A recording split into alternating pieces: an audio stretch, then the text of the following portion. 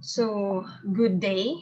The topics that I will be discussing are functional and activity-based budgeting, working capital management and financing decisions, and financial statement analysis.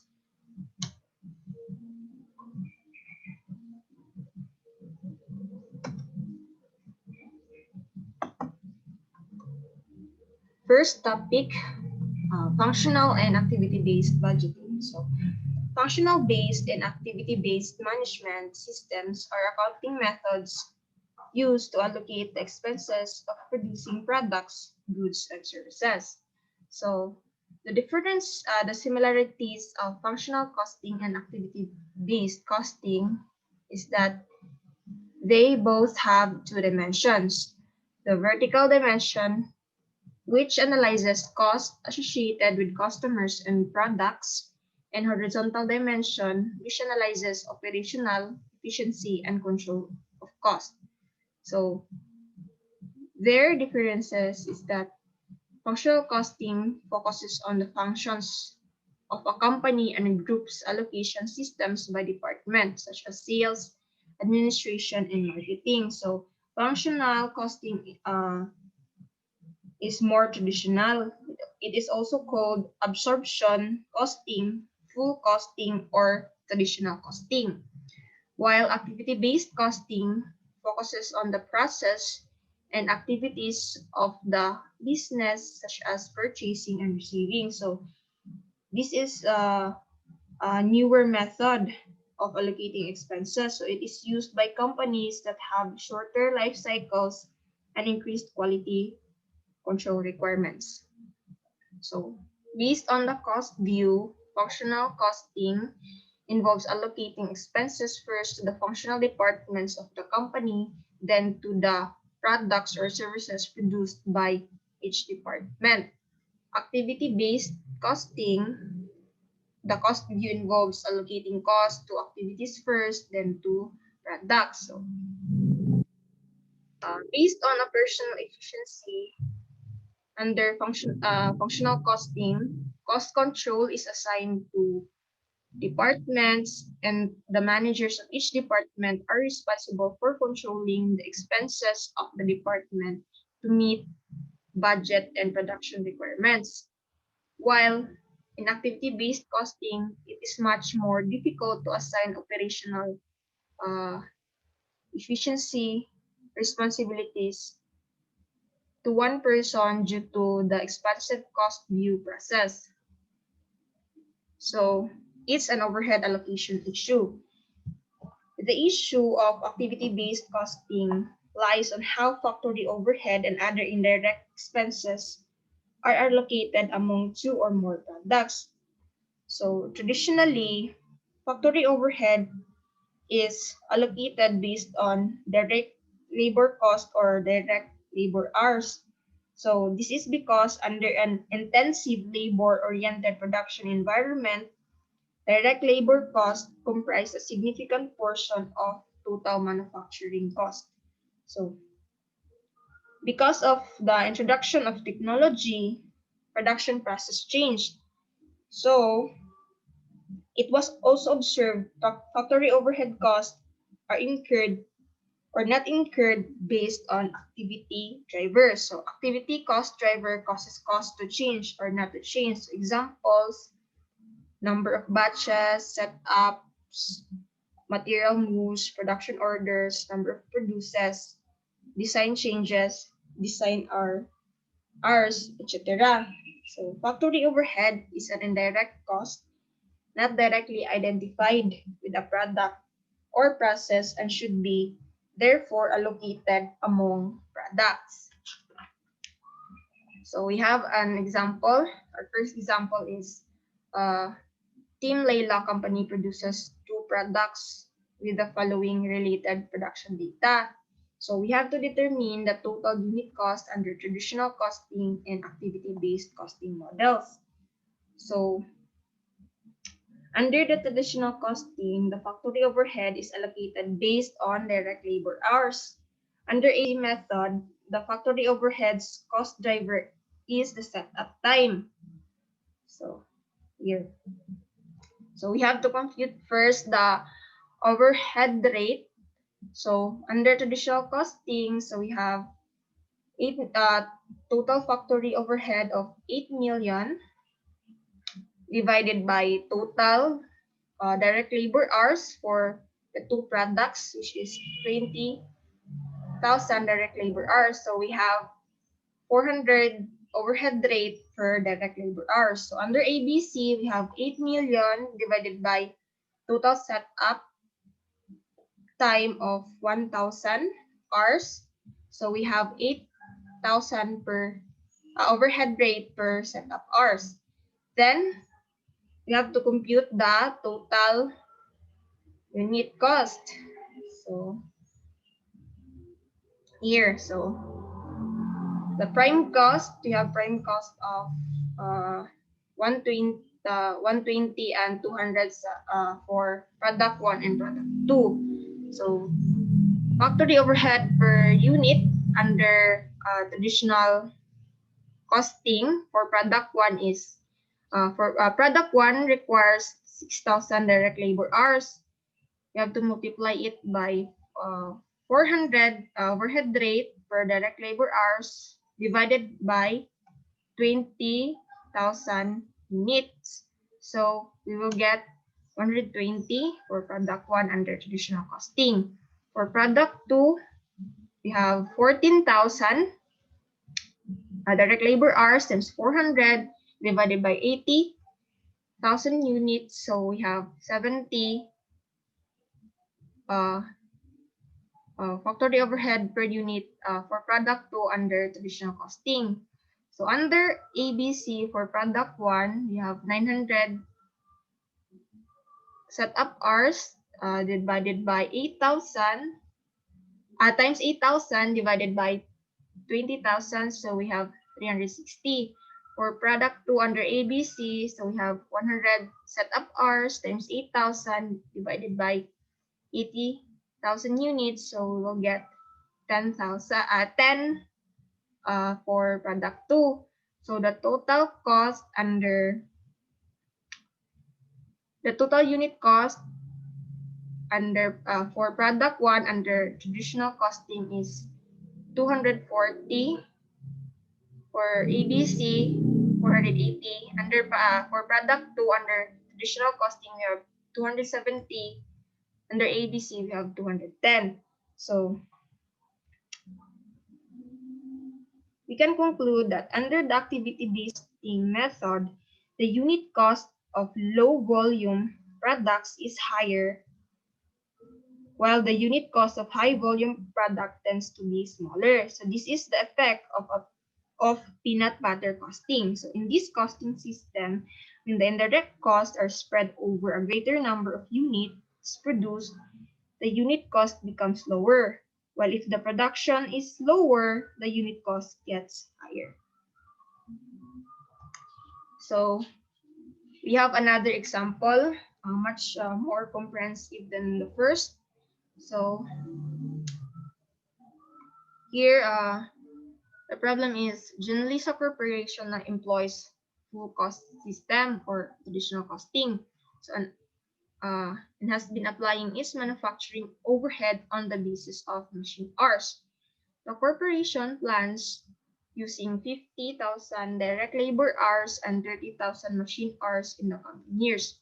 So the following data shows the manufacturing overhead that is budgeted as follows.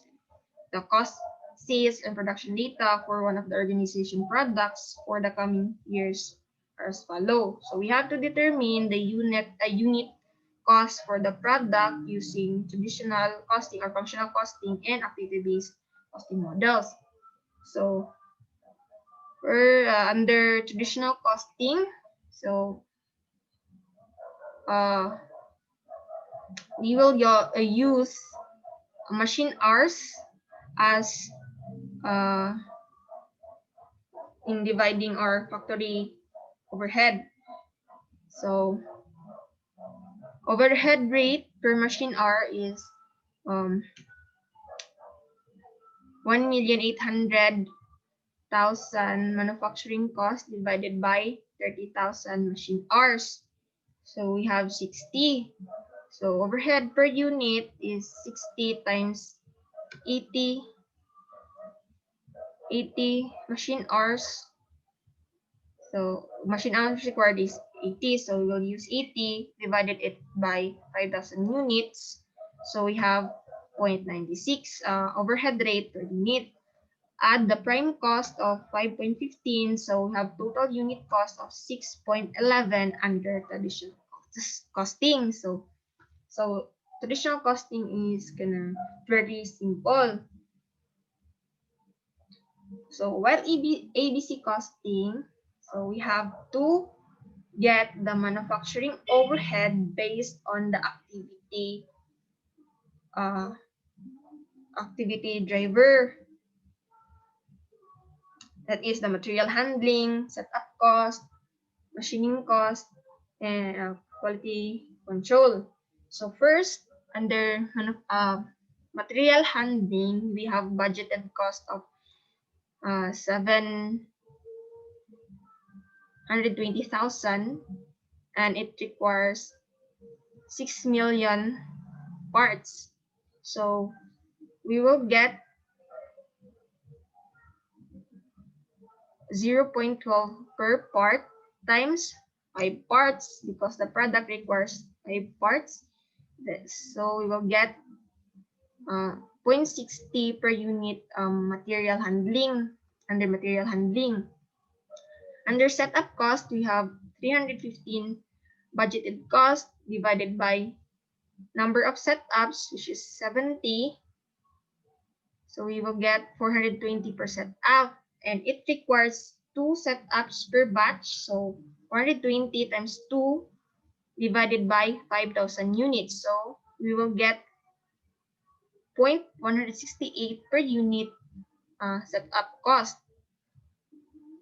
For machine cost activity driver, so we have budgeted cost of 540,000 divided by machine hours of 30,000. So we will have 18 per machine hour times 80 machine hours required divided by 5,000 units. So we will get 0.288 per unit under machine cost. For quality control, we have budgeted cost of 225,000 divided by 500 number of batches. So we have 450 per batch divided by 5,000. So we have 0.009 per unit quality control. So the total overhead per unit, so we have to add the following. So we have 1.146 overhead per unit. Then we add the prime cost of 5.15. So we will get a total unit cost of 6.296 under activity-based costing. So that is for the functional costing and activity-based costing. So the next topic will be the working capital management and financing decisions. So working capital management is controlling, managing, and financing the investment in the current assets of firm. It is the most time-consuming job of a financial manager, crucial and is crucial to the long-term success or failure of the business.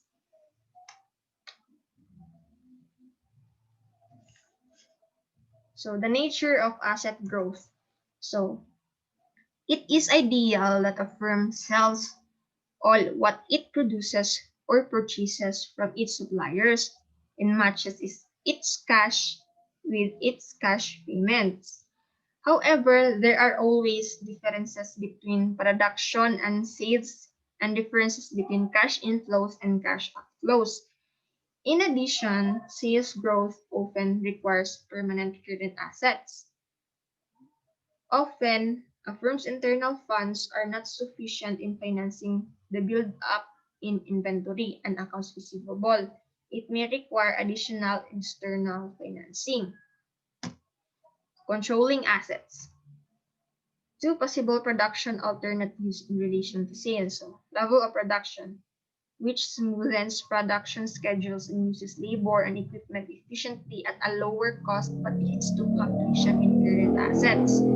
So matching sales and production, which eliminates the large seasonal bulges or sharp reduction in current assets. So however, it is very difficult, if not impossible, to match sales and production perfectly. Most firms employ level production methods. It is critical to control the fluctuation in current assets. So, cash flow cycle. So, this is the firm's ability to quickly convert assets into cash. So, it's referred to as liquidity. When a firm's liquidity is called into question, it is often difficult to continue in business. So, liquidity is largely determined by the cash flow cycle. Sales, receivables, and inventory form the basis for cash flow, but the firm's other activities can also affect cash inflows and cash outflows. So this is the expanded uh, example of cash flow cycle from materials and services from suppliers. This also includes labor, so we incur accounts payable, wages payable, and expenses. So this will be put into inventory. So under inventory, there is raw materials, goods in process, finished goods. So then sales to customers. So sales to customers, if it is on credit, so we have accounts receivable. So which is aged so that the uncollectible accounts receivable will be determined. So after that, after the collection, so we have cash. So cash is used to buy inventory, to buy materials and services, to pay government taxes, to pay short-term lenders, to invest in marketable securities, and to pay interest and dividends. So generating cash is important, and converting it quickly is um, good so that we can generate more income. So cash conversion cycle. Managers should pay close attention to the time it takes from the initial outlay of funds for raw materials until the firm collects funds from its clients for the finished product, which is referred to as cash conversion cycle. So a firm's cash conversion cycle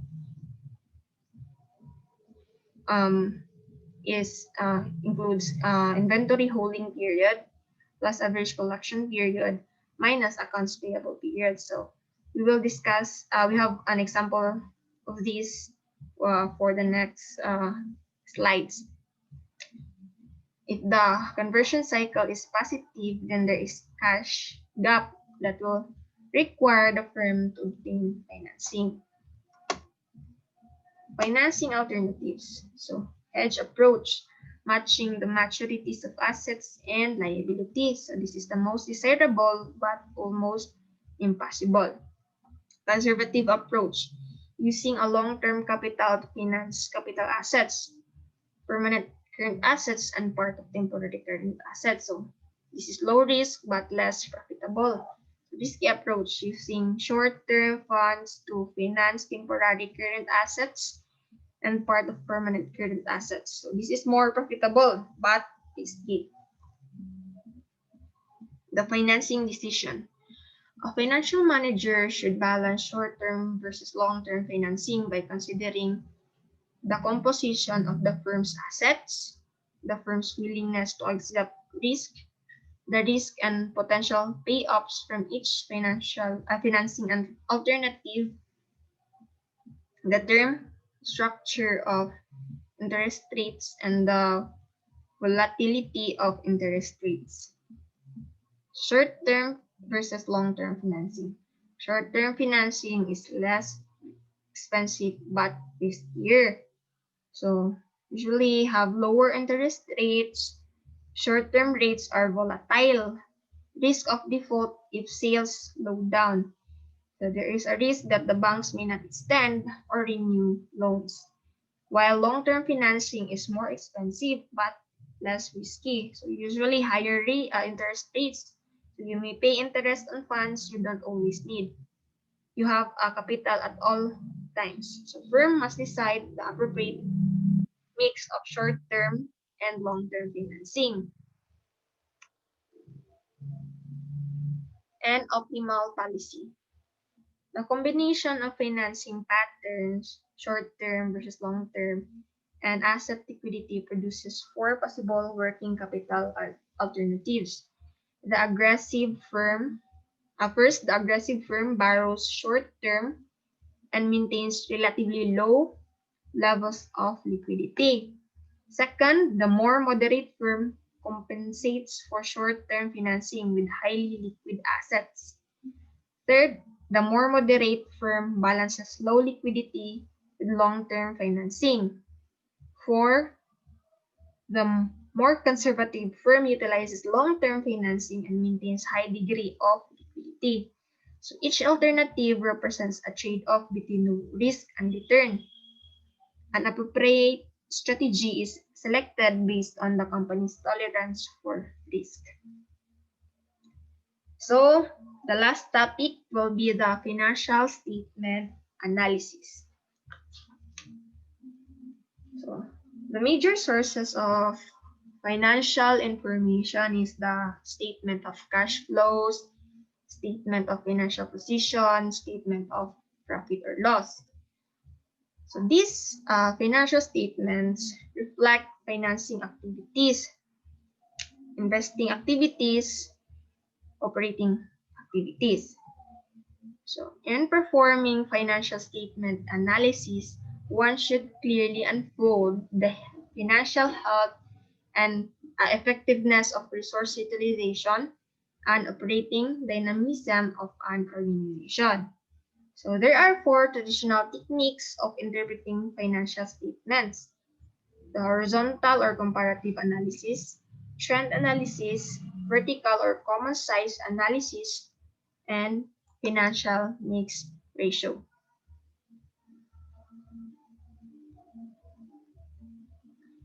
Horizontal analysis. So this is the first technique of financial analysis. This presents the differences in absolute amount and in percentage between two periods, two companies, actual and budgeted date,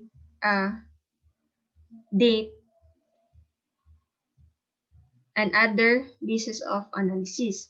The difference could either be an increase or a decrease, both in amount and in percentage.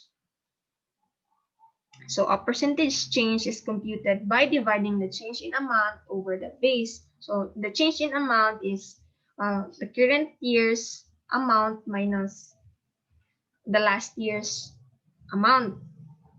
You have to divide the base.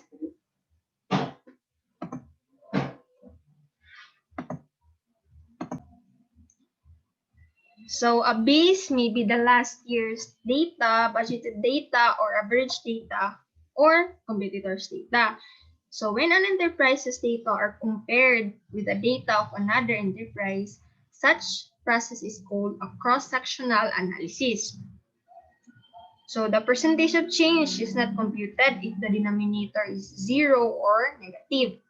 If the base is 0, the percentage of change cannot be computed. If the base is negative, the percentage of change does not reflect the true nature of the change, hence the percentage of change is not computed.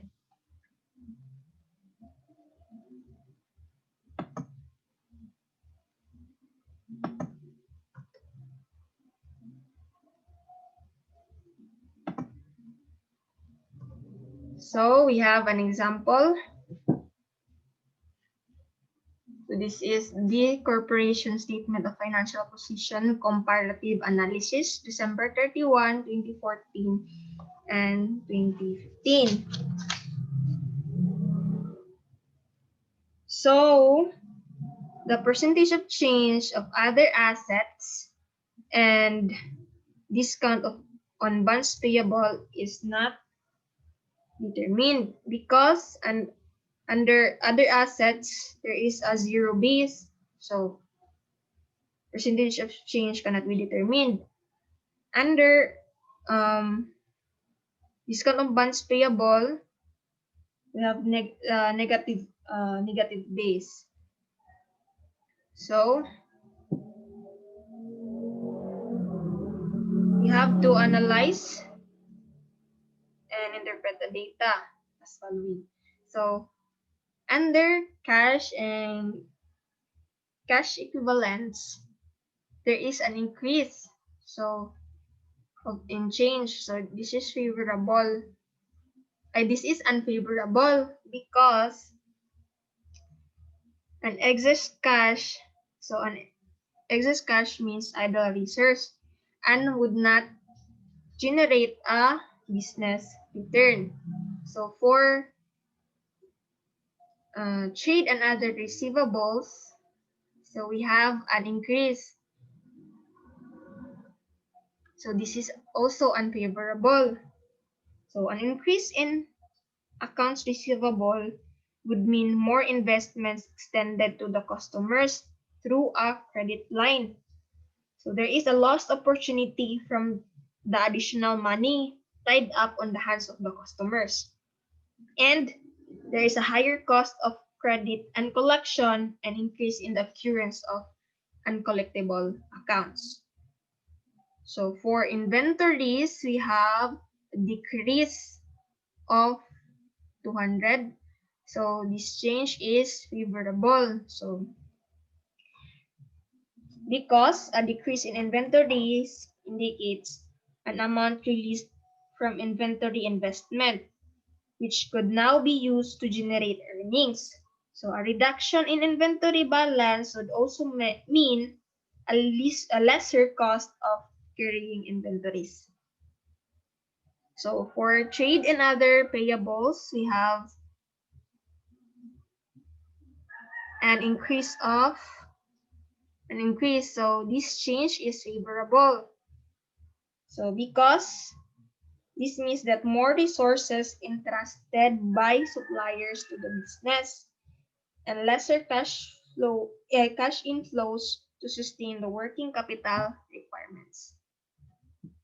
So analyzing further for long-term investments, there is an increase. So this change is favorable because this means addition in revenue from auxiliary sources. So for PPE, there is an increase. So this is favorable because this means that the business is prepared for long-term existence and business activities. For retained earnings, we have an increase, which is favorable because this means that the business has a healthy ability to generate internal financing. So that is for horizontal analysis. So next is the trend analysis. So horizontal analysis is normally applied to a 2-year analysis. So trend analysis extends beyond 2 years. So the purpose of trend analysis is to track down what happened in the past and provide a pattern on what may happen in the coming years. So trend analysis uses indexes and ratios to simplify the visible complications and annoying presentation of numbers contained in financial reports. So indexes are expressed in hundreds while ratios are expressed in normal decimal places.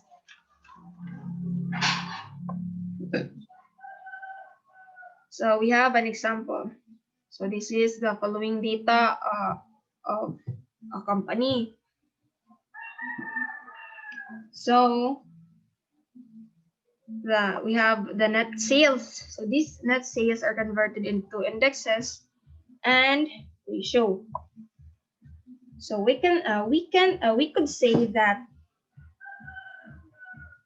the business has been registering upward trend in its sale, except in 2011, where there was a drop to 99%. However, it was dramatically recovered in 2012, where sales moved up to 130%. So in a stretch of 7 years, the business has accumulated a 68% increase in sales.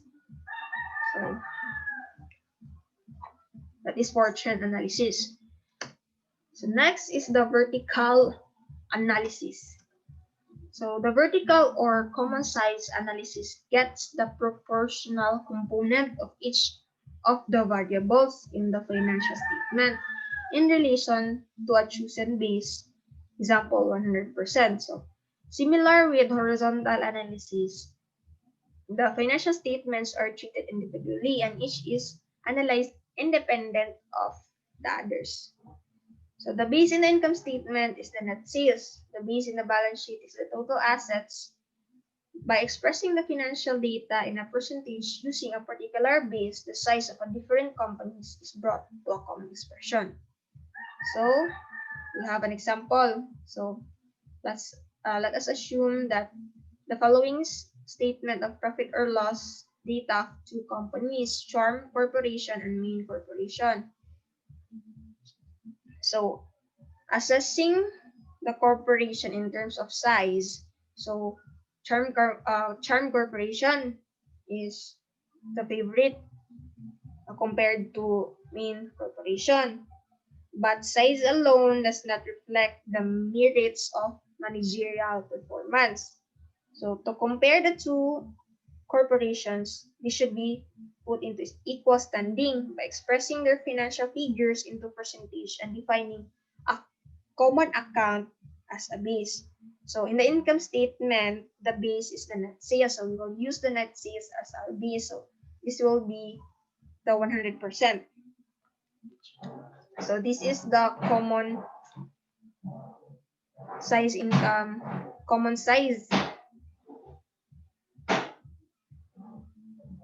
statement.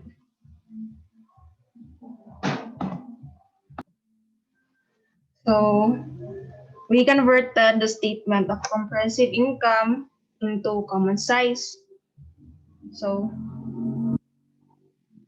we use percentage 100% for net sales. So now we can interpret the data. So we could say that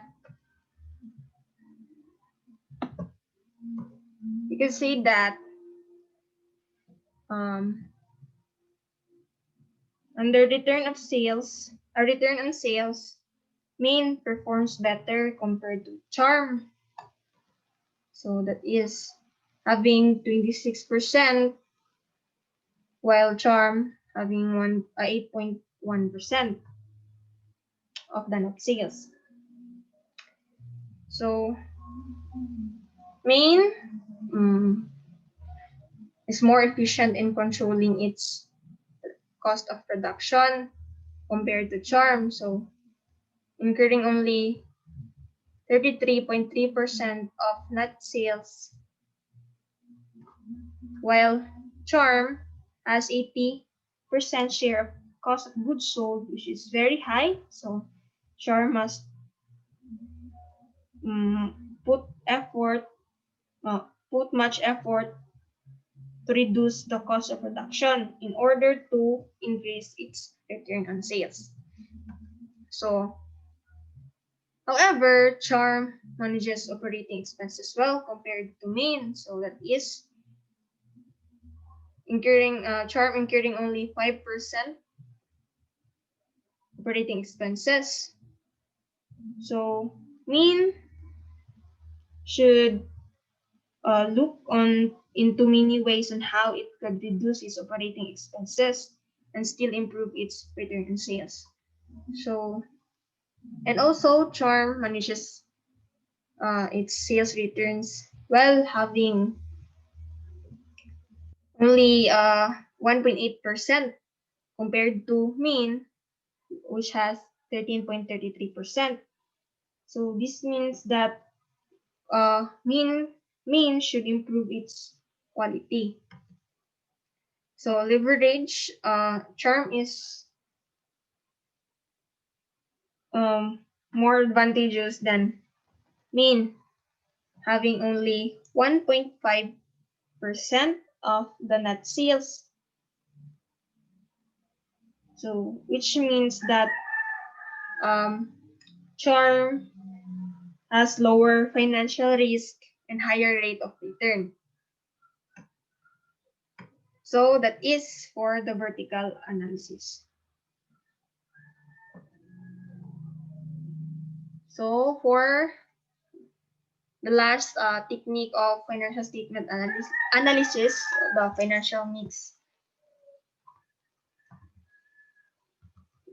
mix ratio.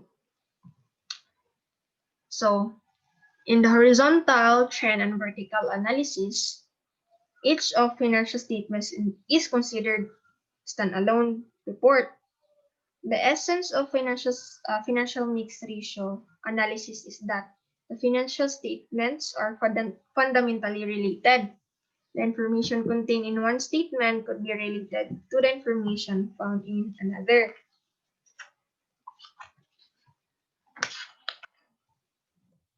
So there are four basic classification: profitability ratios, growth ratios, liquidity ratios, and leverage ratios. So first, the profitability ratios. So this measures the ability of the business to generate profit in sales, investments, assets, equities, or ordinary shares outstanding. So it also includes gross profit rate, operating profit ratio, return on sales, return on investments, return on equity, and earnings per share. So we have an example. So this is the financial records of Honey Company. So we have to determine the return on sales, return on assets, return on net shareholders equity, return on ordinary assets, and earnings per share. So number one, so the return on sales is computed by dividing the profit over the sales. So return on sales measures the profit percentage per peso sales. So we have 1 million profit divided by 20 million net sales. So we have return on sales of 5%. So this means that there is a 5% profit per peso sales. Number two, return on sales is computed by dividing profit over average total sales. So this measures the overall asset profitability. So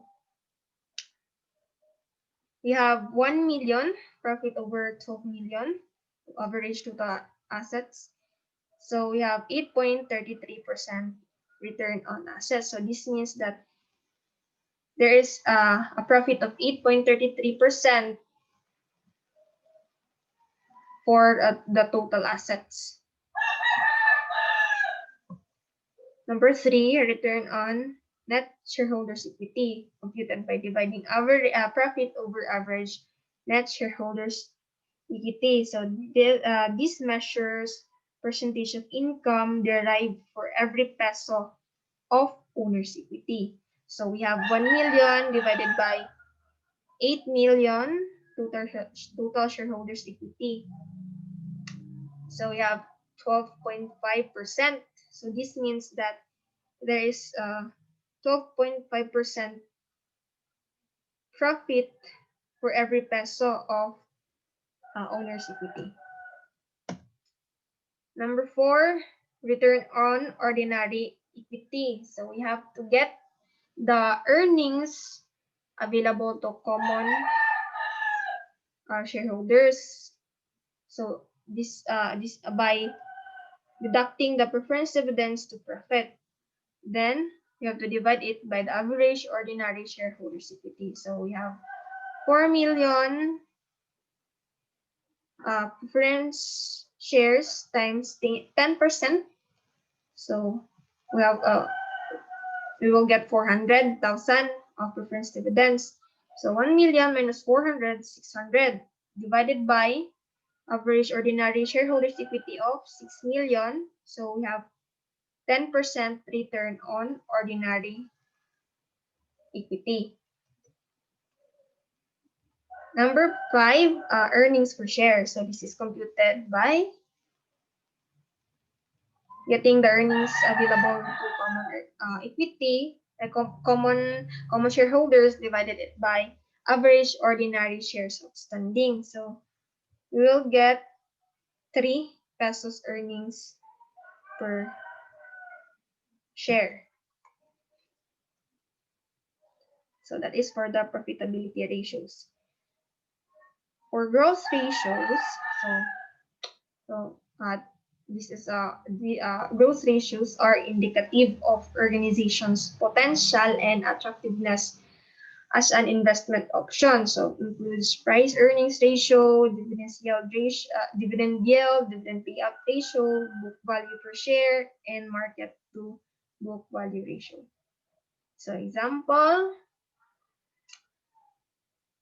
so Tara Corporation provided the following selected financial data of Juliantina Company on December 31, 2020. So we have to determine the price earnings ratio, dividend yield ratio, payout ratio, book value per preference shares, and book value per ordinary share. So number 1, price earnings ratio is computed by dividing the market price per share or earnings per share. So this price earnings ratio measures the profitability of the firm in relation to market value of the stock. So we have market price of 125 divided by earnings per share of 25. So we will get 5:1 price earnings ratio. So we have 5 for every stock market value of stock. We have 5 earnings, 5 peso earnings. Number 2, the dividend yield ratio is computed by dividing dividend per share over market price per share. So this measures rate of cash return to investment in stocks. So we have 10 divided by 125. So we'll get 8% dividend yield ratio. So this means that there is an 8% cash return on investment in stock. Number 3, payout ratio is computed by dividing dividend per share over EPS. So 10 over 25, 10 over 25. So we have 40% payout ratio. So this means that 40% of the earnings, net income, is distributed as dividends. So to get the book value per preference shares and book value per ordinary share, you have to compute each equity. So for the total, we have total equity of 4,200,000. First, we have to deduct the total preference equity to get the total ordinary shares. So to get the total preference equity, so we have the preference shareholders equity of 1,800,000.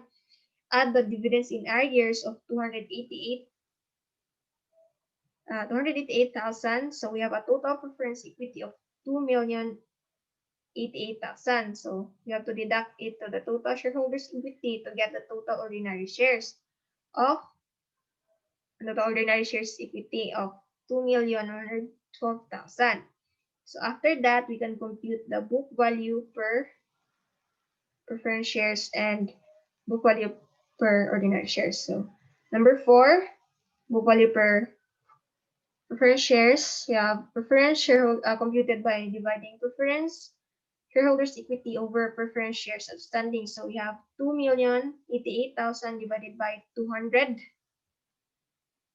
So we have book value per preference shares of 10.44. So number 5, book value per ordinary shares is computed by dividing ordinary shareholders equity over ordinary shareholders outstanding. So we have 2,112,000 divided by 80,000. So we will get 26.40. So yes. So for liquidity ratio, so this is the ability of the business to pay its obligation in cash as they mature. So it includes cash in a quick, stable, and regular. It includes the ability of the management to convert its current assets into cash in a quick, stable, and regular manner. So it also deals with the ability of the management to use trade credits and stretch the payments to trade credits in financing operating activities. So there are 2 steps to undertake in recovering cash put into operations.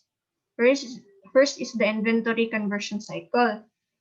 Means the number of days it takes for a company to buy and sell its inventory. Second is the receivable conversion cycle, which measures the number of days it takes for a company to collect its receivable. So the operating cycle is the total days it takes for a company to sell its inventories and collect its receivable. So the higher the turnover, the shorter the conversion period. So the shorter the operating cycle, the more liquid the business will be.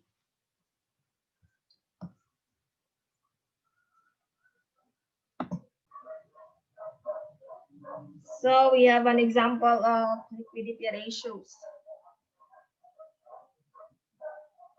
So using the following selected financial data from the records of D Corporation and R Corporation as of and for the year ended December 31, 2020. So we have to determine the following using 360-day year for both of the companies. So the inventory turnover and inventory days, receivable turnover, and collection period, payable turnover, and payment period of operating cycle and net cash cycle.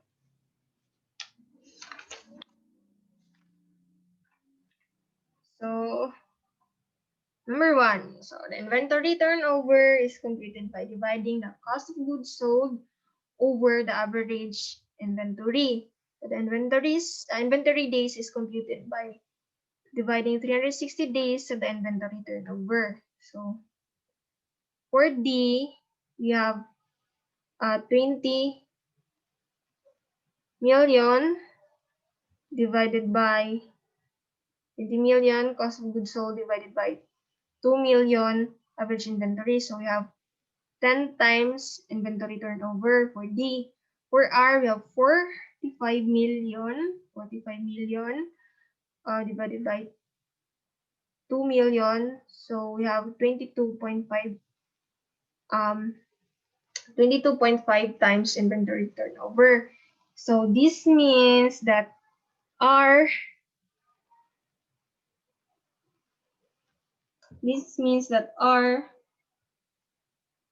has greater number of times inventory were acquired and sold during this period, during the period. And for inventory days, for D, we have 36 days and R, 16 days. So this means that R is more favorable because it spends only 16 days holding its inventory before it is sold to customers. So second is the receivable turnover, computed by dividing net credit sales over average trade receivables. And the collection period is computed by dividing 360 days over receivable turnover. For D, we have 60 million net credit sales divided by 4 million average trade receivables. So we have 15 times receivable turnover. And D has 24 days collection period. For R, we have 120 million over 4 million. So we have 30 times receivable turnover, and R has collection period of 12 days. So R is more advantageous than D. So because it is efficient in credit and collection policies, and so it is quick on collecting its trade receivables. So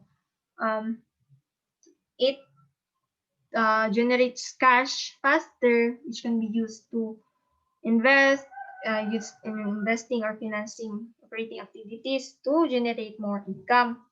So R is more favorable than D. So for number 3, we have payable turnover, computed by dividing net credit purchases over average payables, and payment period computed by dividing 360 days over payable turnover. So D have 20 million net credit purchases and 3.5 average trade payables. So we have 5.7 times payable turnover for D and 64 days payment period. For R, we have 43 million divided by 3.5 million. So we have 12.3 times payable turnover and payment period of 30 days. So this means that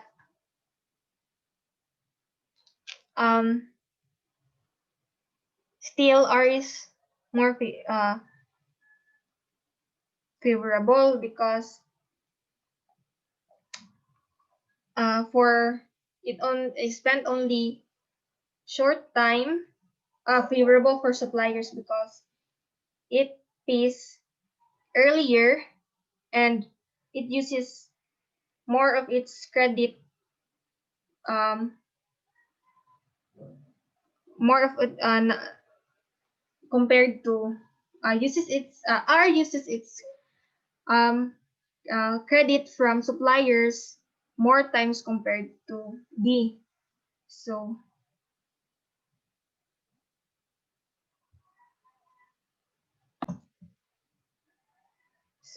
for the operating cycle and net cash cycle, we have to use the previous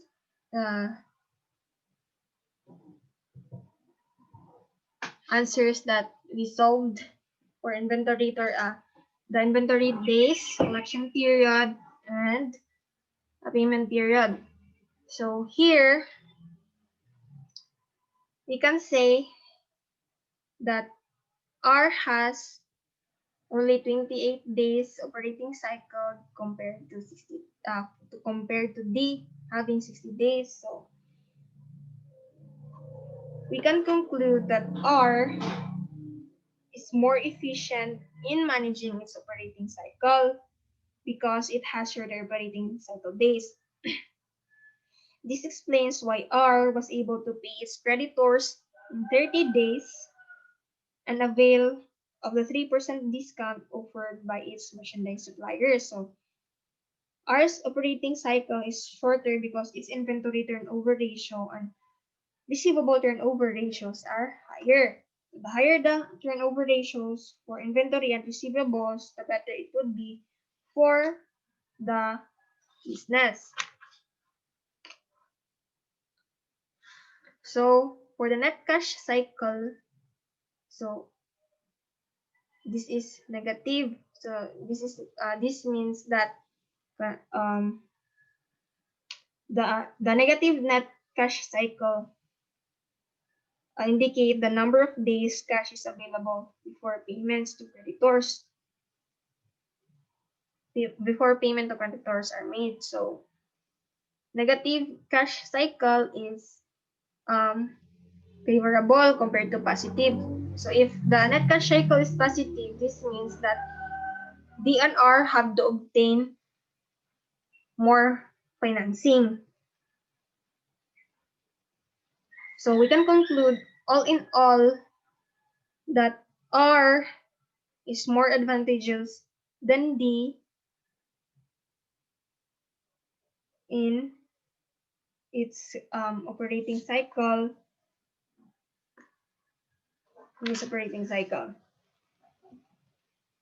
So that is for liquidity ratios. So we have the leverage ratios.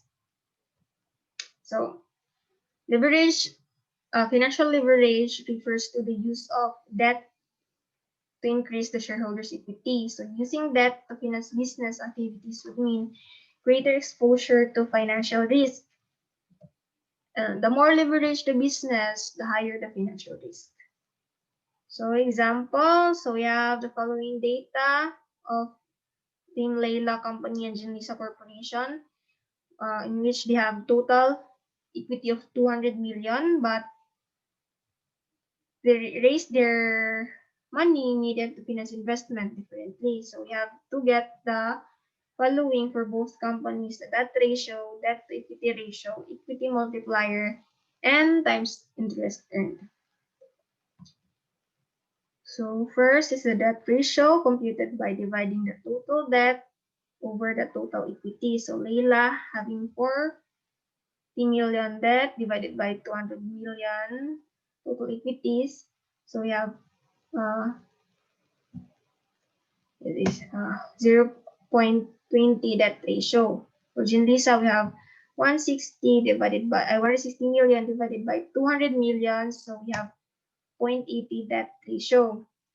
Number two, so debt to equity ratio is computed by dividing total debt over shareholders' equity. For Lila, we have 40 million over 160 million. So we have 0.25.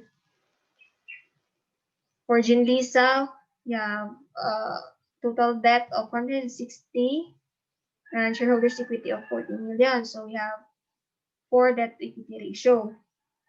So the higher the debt ratio or the debt equity ratio, the more leveraged the business is. So this means that Jinlisa, so we could say that Jinlisa has high debt ratio and debt equity ratio. So Jinlisa incurs more debt, uses more debt to finance its investing and operating activities. So this means that Jinlisa has higher risk of insolvency and higher financial risk and higher return on equity. So for equity multiplier, it is computed by dividing total equity over shareholders' equity. So for Layla, we have 200 million divided by 160 million. So we have equity multiplier of 1.25. For Jinlisa, we have 200 million divided by 40 million. So we have 5 equity multiplier. So equity multiplier gives an idea on how many times the owner's equity is increased. So Jinlisa is better in increasing its equity compared to Layla. So for number 4, we have times interest earned, computed by dividing EBIT over interest expense. So times interest earned measures the long-term ability of the business to meet its interest payments. So the higher the The higher the times interest earned, the more profitable the business, and at the same time, the more capable it is in meeting interest payments. So the higher the interest earned, the more the business should use that to finance its activities. So here, Leila has 50 million debt, EBIT, and 4 million interest expense. So we, ha- uh, we have 12.5 times interest earned for Leila. For June Lisa, we have 50 million divided by 16 million. So we'll get 3.225 times interest earned. So we can say that Leila should finance its business using debt to be more profitable. So, conclusion, the financial strategy of Team Leila is conservatism, while Jean Lisa is aggressiveness. So, attitude towards risk, Team Leila is risk averse, while Jean Lisa is risk taker. So, that is for my report. Thank you for listening.